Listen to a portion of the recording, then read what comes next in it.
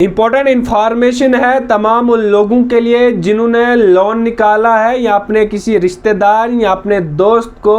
Loan निकाल कर दिया है। इस खबर को ज़रा ध्यान से सुन लीजिए, एक ज़रूरी इन्फॉर्मेशन आप तक पहुंचाने की कोशिश करूंगा। फेयर वॉइस में आप सब लोगों का बहुत बहुत स्वागत है। मैं हूं आपका दोस्त सुहीर। आप सब जानते हैं कि आज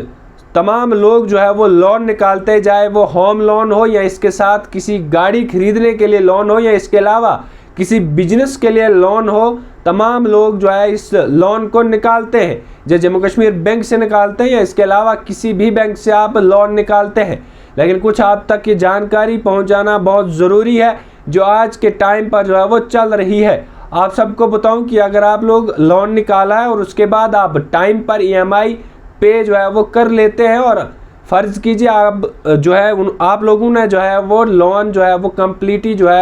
जो है वो पे कर लिया और उसके बाद जब आप बैंक में जाते, क्योंकि जब आप लोग लोन निकालते उस टाइम अपने आप जो है वो डॉक्यूमेंट्स वहाँ पर देते, अपने कागजात जो है वहाँ पर देते हैं घर के या अपने ज़मीन के कि जनाब अगर मैं ये पे नहीं करूँगा तो आप मेरी बिल्डिंग यानी कि आप मेरी प्रॉपर्टी को भी जो है वो सीज कर सकते हैं। यानी कि आप फ़र्ज़ कीजिए अगर आप लोगों ने लोन निकाला और लोन निकालने के बाद लगभग जितने टाइम में आप लोगों ने पे कर लिया और कम्प्लीटली आपने जो है वो पे कर लिया, उसके बाद आप बैंक में जाते हैं और बैंक में उनको कहते हैं जनाब मेरे कागज़, मेरे जो डॉक्यूमेंट्स आपके पास थे आप मुझे वापस कर लीजिए, और वो बैंक वाले आपको वापस भी कर लेते हैं। लेकिन आप एक चीज़ उनसे जो है वो मांगना भूल जाते हैं, वो है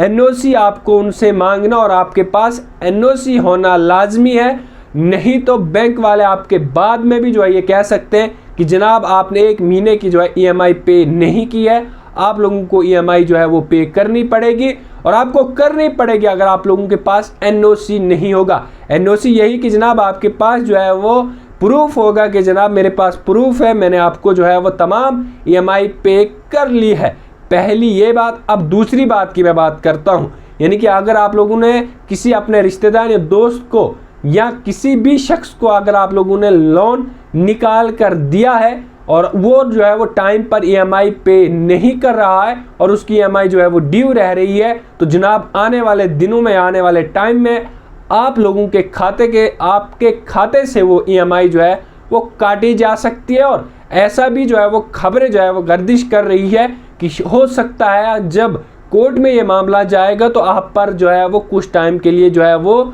जुर्माना और साथ में कार्रवाई जो है वो लीगल कार्रवाई भी आप लोगों पर हो सकती है। इसलिए यानी कि होशियार हो जाइए। और अगर आप किसी शख्स को लोन देते हैं निकाल कर और वो शख्स ये कहता है कि मुझे डिफ़ॉल्टर किया गया है, मुझे बैंक वाले लोन नहीं दे रहे निकाल के, तो जनाब उसकी बातों पे मत आइए, क्योंकि वो आपको यानी कि अगर उसने EMI पे नहीं की टाइम पर तो आप लोगों पर भी जो है वो कार्रवाई हो सकती है।